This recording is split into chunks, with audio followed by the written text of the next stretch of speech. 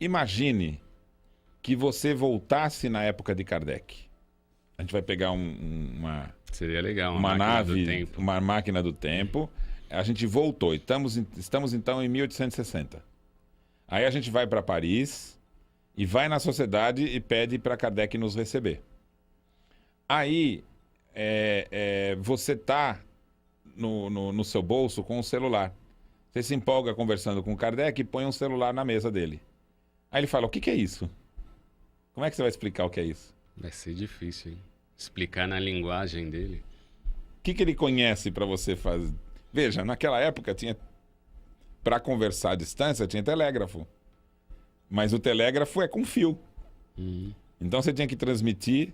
E não era acessível a todos. Não era acessível a todos. Então como é que você vai explicar o que é aquele celular para Kardec? Veja se não seria a melhor forma. Olha, Kardec, vocês não têm um telégrafo? Mas eu tenho, né? Então você imagina aquele aparelho do telégrafo sem fio.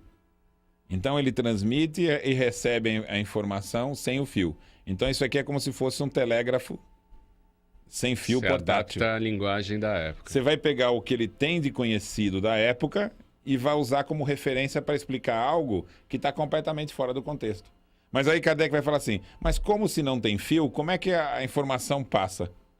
Aí você fala, aí já não dá para explicar, porque vocês não têm informação. Então você percebe, os espíritos tinham um conhecimento que na época de Kardec era muito avançado do que a ciência disponível. Sim. Então a gente pode imaginar que os espíritos sabiam da realidade das ondas eletromagnéticas, sabiam dos átomos, sabiam que os átomos não eram bolinhas duras, né? Mas eram como se fossem campos, né? De atuação, de concentração de uma massa ali, né? De uma força. Tinha como Mas eles não tinham como falar isso. Então, você pode perceber que no Livro dos Espíritos, eles vão se aproximando das ideias. Então, Kardec, ele tinha que trabalhar o seguinte, o entendimento dos homens, dos espíritas, avançando com as revistas, o que ele publicava, para que os espíritos pudessem ensinar novas coisas, para que essas novas coisas fossem apresentadas nas obras. Então, Kardec, ele foi um mediador entre a ciência dos homens e os ensinamentos dos espíritos.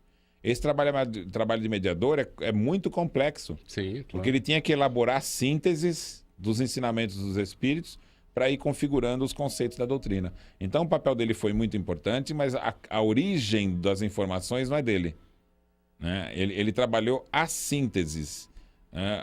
O conjunto, a teoria. E essa teoria ele vai dizer, olha, ela não está perfeita. Nós temos que ir aperfeiçoando por meio desse diálogo.